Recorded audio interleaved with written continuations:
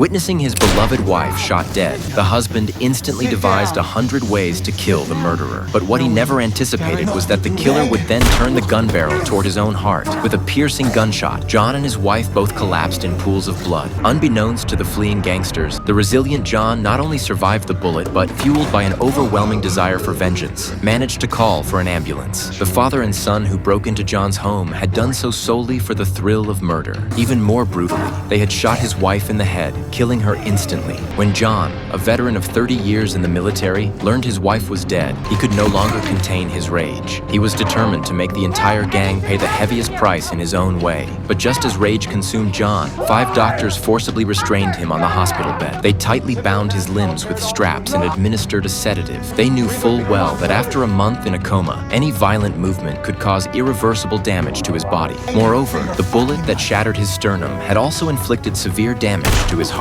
Continuous hospital observation was essential. Yet to everyone's astonishment, after just 1 week of physical rehabilitation under the watchful eyes of over a dozen police officers, John slipped out of the hospital undetected, relying solely on his formidable counter-surveillance skills. This signaled an impending wave of unimaginable bloodshed across the city. Yet, despite his seething rage, John did not seek immediate revenge against the gangsters. He understood all too well that going in unarmed would be suicide. Instead, he proactively approached a friend who was an arms dealer, purchasing 11 guns and countless rounds of ammunition. But before settling the score with the gangsters once and for all, John quietly visited his beloved wife's resting place. He shed no tears, uttered no wails, only gently laid a bouquet of her favorite flowers, as if she were still there. This act signaled John's resolve to fight the entire gang to the death. Unbeknownst to the gangster's henchmen, engrossed in his video game, death had already arrived.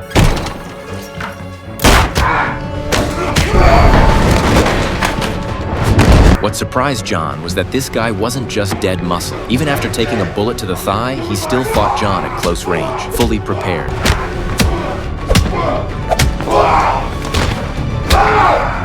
It turned out that the instant John entered and hit the gangster's right leg, his pistol was knocked out of his hand. Worse still, the muscle-bound gangster kicked John squarely in the chest where he'd been shot. This gave the gangster the upper hand, allowing him to slowly overpower the gravely wounded John. But in this moment of extreme peril, John devised a perfect counterattack. He jammed his thumb into the muzzle of the gangster's gun.